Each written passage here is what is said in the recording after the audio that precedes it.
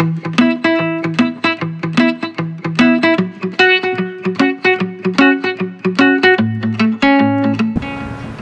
my gosh. Yung mask from last night. Now you know kung saan siya galing. Okay? Hi guys! Ang init na. Nakatapat na sa akin yung electric fan pero naiinitan pa rin ako. Alam niyo, actually, hindi ko alam kung anong gagawin ko. Dapat i-film ko first impression review kaso parang I think mas time efficient kapag ginawa ko mas maraming products sa isang video. So, hindi siya actually full face first impression kasi hindi siya kompleto. But, gusto ko kasing itry itong mga products that I received recently. Yun nga lang guys, yung mga tatry ko ngayon, puro available online lang. Let's try this kasi alam nyo, excited ako. Alam nyo kung saan ako pinaka-excited talaga subukan. Itong Makeup Geek na pressed eyeshadows. Yan, oh my gosh. Kapag may nakita kayong, ayan ha, yung mga puti-puti, huwag nyo nalang pansinin kasi yan yung remnants ng mask na ginamit ko last night. Now I know, kasi first time ko lang naman siya gamitin eh. Sa susunod, gagamit na ako ng headband or itatali ko muna yung hair ko before ko ilagay yung mask. Let's start with this Tony Moly Luminous Pure Aura CC Cream. It has SPF 30 and PA++. Ngayon ko pa lang siya gagamitin.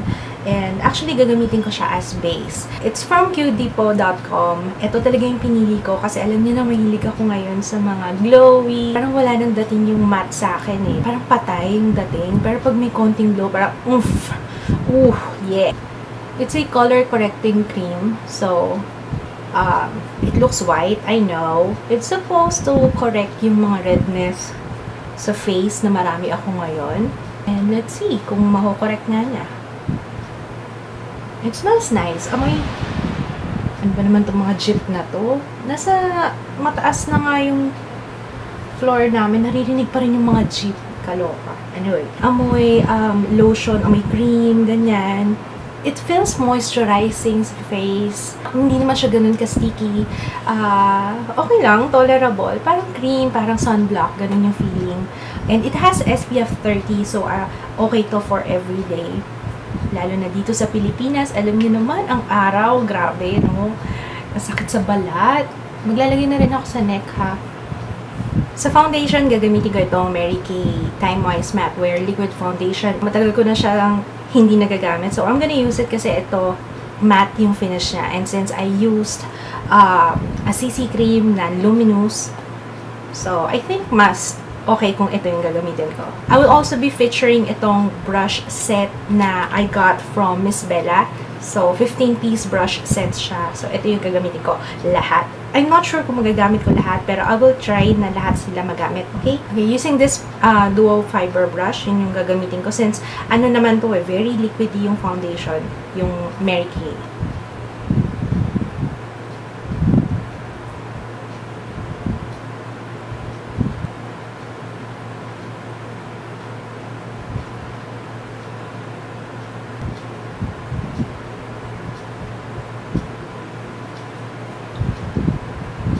Alam niyo kung bakit hindi ko siya ginagamit lately, ito Mary Kay, kasi feeling ko umitim ako nung nagbuntis ako, tapos nag-outing kami, talagang umitim ako. Ngayon, nagagamit ko na siya, kasi yung beige 2, maputi sa akin siya actually.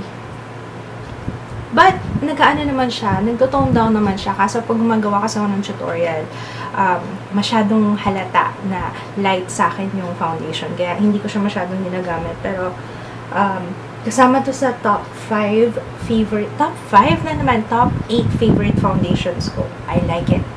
Walang streaks na naiwan. Ayan, so far, wala naman ako nakitang nag-shed. Daling apply ng foundation sa kanya. And very easy to blend. Since wala akong bagong pang set, Benay Banana Luxury Powder. Aking favorite powder. Ewan ko nga ba, bakit ba pinagpaliban ko yung gamit ko pag try ko nito. Ang ganda-ganda nitong powder na to, as in. Hindi ko na kailangan actually ng concealer sa kanya. Sobrang flawless tingnan ng skin. And ang ganda ng coverage niya. Parang lalo niyang pinapaganda yung foundation. Maganda na yung foundation, oo, pero lalo pa niyang pinapaganda. I'm so hungry. I'm sorry. Kumakalam kasi yung sikmura ko kanina. Kain tayo! Okay, moving on. Baka may tinga pa ako. Moving on with my kilay. I will be using itong Aphrodite Eyebrow Pencil. Alam niyo ba, bigay ito ni Eileen. Hi Eileen, if you're watching. Eileen aka Iwamoto. Alam niyo no, first time na nag-PM siya sa akin. My gosh!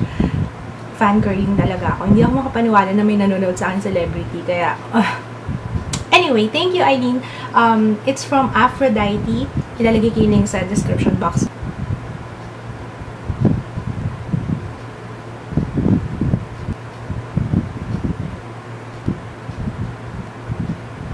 Okay, itong eyebrow pencil, hindi siya waxy. Sa akin kasi, ang bilis mag-oil up nung banda sa kilay.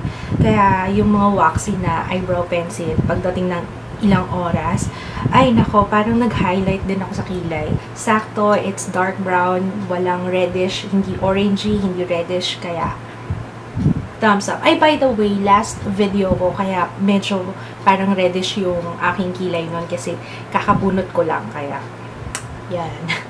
Okay, so moving on sa eyes, ang gagamitin kong primer is itong e.l.f. Eyelid Primer. Guys, kung laging nagkikrease yung inyong eyeshadow, mag-primer kayo kasi it does help. Talagang na-maintain niya na hindi mag-crease yung eyeshadow and para mas maganda yung, alam niyo yun, yung color payoff ng eyeshadow. Eto na, Makeup Geek Pressed Eyeshadow Pans.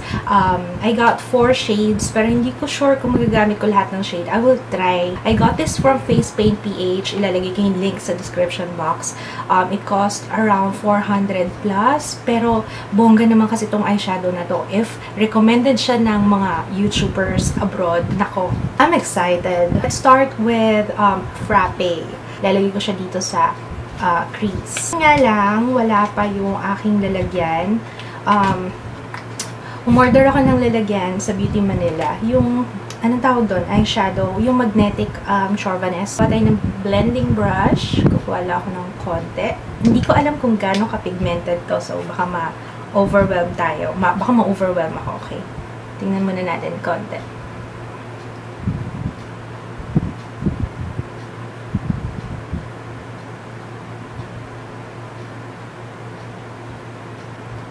Yung Frappe, it's a matte reddish brown. So, okay siya for crease, ganyan. Looks good.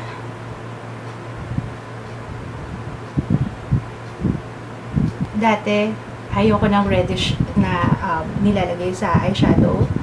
But lately, sabi ko, mukhang okay naman siguro sa application lang or siguro hindi ko masyadong nag-blend out siya before.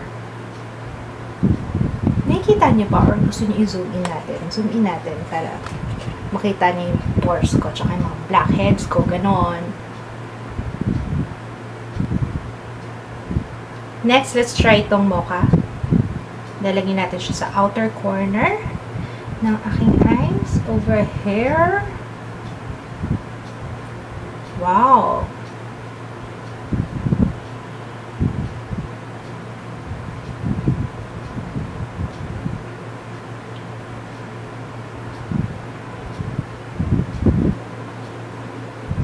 Let's blend it out. Ang ganda ng brush set. Kompleto siya for eye makeup. This will take a while. Usually, kapag nag-blend ako ng eyeshadow, ang tagal talaga. Pag nag-effort ka naman talaga sa pag-blend, mas maganda naman talaga yung finish ng eye makeup. Mukhang magagamit ko naman lahat ng eyeshadows.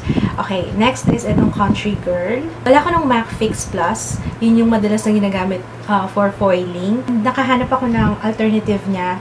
I actually read this sa makeupgeek.com. Gumamit daw ng contact lens solution. So, that's what I'm gonna use right now. Tingnan natin, first time kong gagawin to. Yung first one na ginamit ko yung Mocha and yung Frappe, pareho silang matte. Matte talaga. Itong Country Girl, meron siyang konting shimmer sa kanya. Hindi mo talaga makikita unless talagang tingnan mo ng malapitan. Lalagay ko siya here. Dito sa middle part.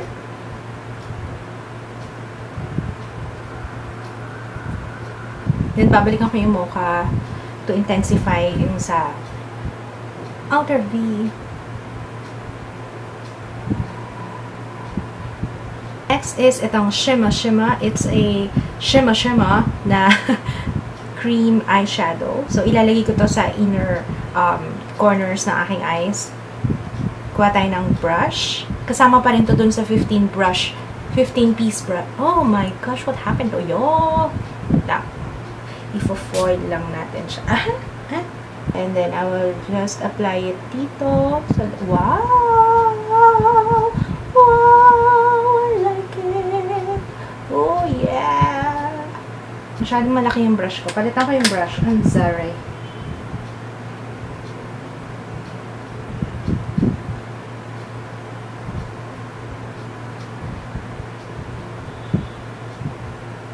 Lagyan na rin natin dito sa my inner tear duct.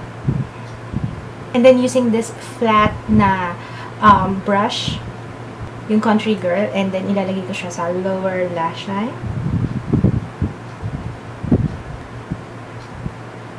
And then, yung mocha naman, lalagay ko ulit sa lower lash line kasi masyadong mapula. Lalagyan ko ng konting brown naman. Parang na-irritate lang yung eyes eh.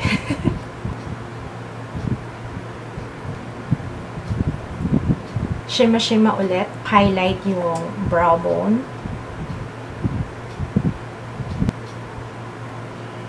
I don't have a new eyeliner, so ang gagamitin ko itong Benefit The Real Push-Up Liner. What the heck?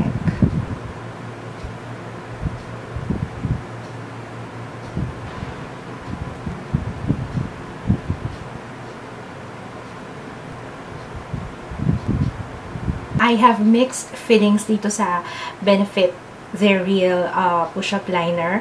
Okay siya. Yes, tumatagal siya. Hindi nagdo-double eyeliner sa akin. Kaso, yung application niya, medyo naiinis ako kasi yung formulation niya parang gel liner. So, ang tendency, hindi ko alam kung dahil luma yung nakuha kong product.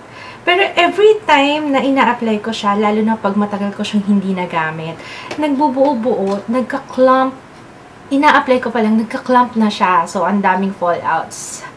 Fallouts everywhere. Dapat konti lang yung mababawas. Ang dami tuloy nasasayang kasi nga, nagka-clump up siya eh. Okay, so malapit na tayo matapos. Malapit na. Konti na lang, okay? Next is, let us curl the lashes. Magka-curl lash ako. Asan na nga ba yung curl lash ko? Asan na yun? Ang nagustuhan ko dun sa eyeliner is hindi siya natatanggal every time na nag-lash curler ako. Kasi usually, natatanggal yung liner kapag ganun eh, diba? Mascara, I will be using itong Maybelline The Rocket Volume Express Mascara. First time ko siyang gagamitin. This is supposed to volumize yung aking lashes. Tingnan natin kung hindi ko naman na kailangang maglagay pa ng ang tawag dito, ng false eyelashes.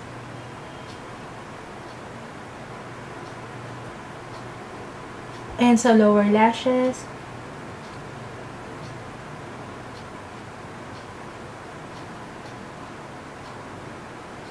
I decided to use false eyelashes dahil nabitin ako doon sa mascara. Okay naman siya. Kaso hindi ko na-appreciate kasi yung mga mascara, lalo na pagbago sila. Gusto ko yung medyo 2 weeks old na since nung nabuksan ha. Kasi mas okay yung consistency for me. I'm gonna be using itong false eyelashes from Ink Heart Shop. Criss-cross tong lashes na to. Yan, criss-cross siya. And then, i-re-apply ko lang yung mascara para mag-blend yung the lashes. To contour my nose, of course, yung Sansan Deep Earth Brown. I'll be using itong brush to apply. Minsan, mas gusto kong gumamit ng ano lang, finger lang. Kasi, yung fingertip lang. Kasi, mas natatansya ko yung dami ng product na nailalagay ko. Pero, since gusto kong gamitin, gusto ko i-try yung brush. Why not? Wala akong bagong pang-contour. So, I will just use itong Contour FX. City Color Contour FX. And I'll use itong contour.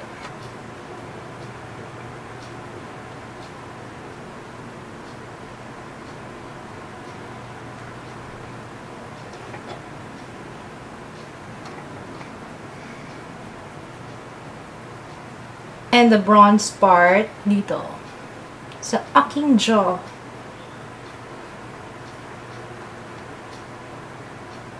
Blush, I will be using itong BH Cosmetics Tulip Floral Blush Duo.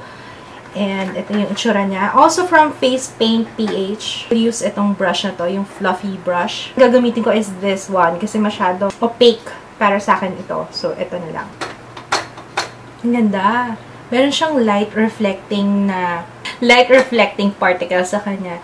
Pag tumatama yung light, ang ganda para ako nag-highlight. Or sa CC cream yun. Baka sa CC cream. Tingnan sa kabila. Ay, hindi. Dito nga. Kasi yung kabila wala. Lahat na ng iwi, ginawa ko, Hindi siya halata masyado sa face. And I like it kasi nag-blush on ako pero hindi halatang naka-blush on. Alam mo yun? Ooh! Last na! Woo! Last, sa lips, I will be using ColourPop Ultra Matte Lip, and this one is in Scrooge. Hindi ko alam kung bagay siya sa look na ginawa ko, pero tingnan natin.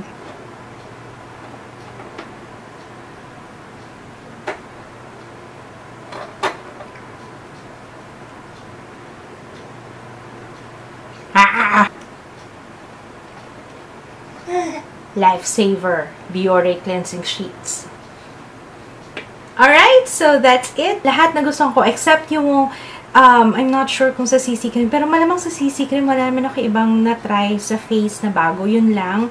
Medyo may na-feel akong makate dito. Pero kanina, siguro mga 30 seconds. Yun, pero nawala din. I like the entire look. Nagustuhan ko yung look. Nagustuhan ko yung Makeup Geek eyeshadows. I love it. I will get more.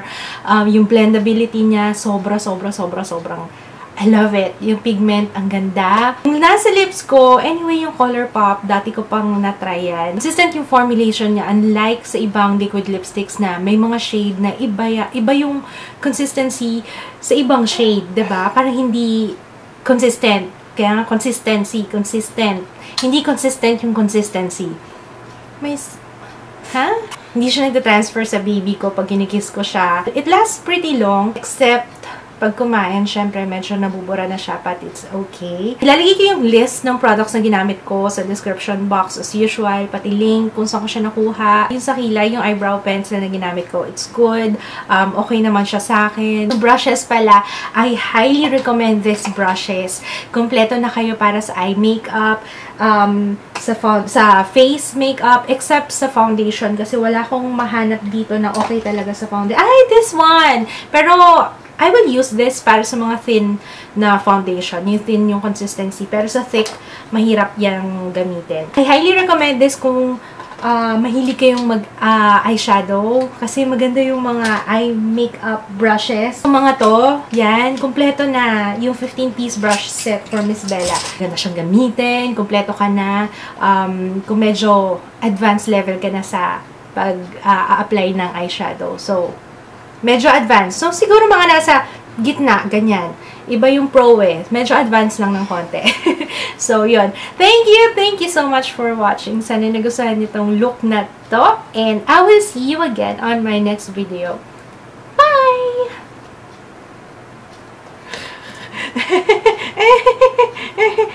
Ano ba yan?